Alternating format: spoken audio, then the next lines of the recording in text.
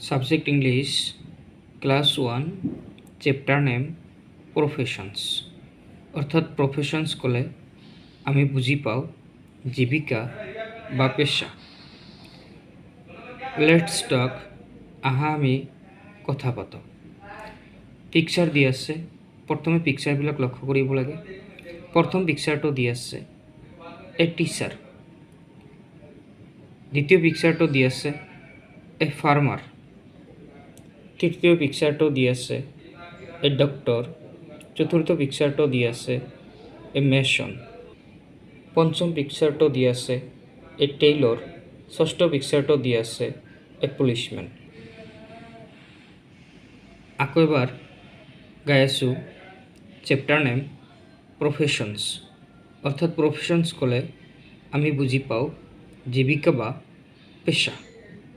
Let's talk, আহা আমি কথা পাতো।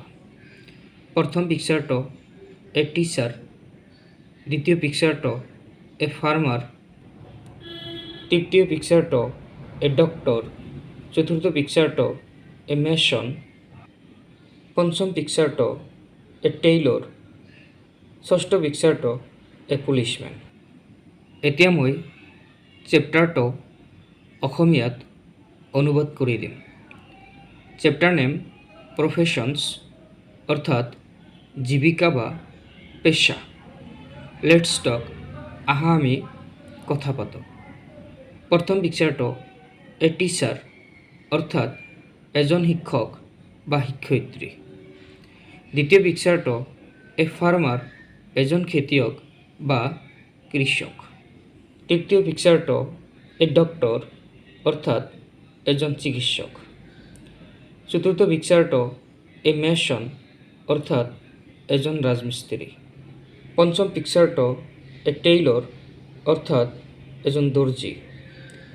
ষষ্ঠ পিকচাৰটো এ পুলিচমেন, অৰ্থাৎ এজন আৰক্ষী। মৰমৰ ছাত্ৰ ছাত্ৰীসকল, যদি তোমালোকৰ মোৰ ভিডিঅ'টো ভাল লাগিছে তেনেহ'লে ছাবস্ক্ৰাইব কৰিবা, লগতে কমেণ্ট কৰিবা, শ্বেয়াৰ কৰিবা। Thank U.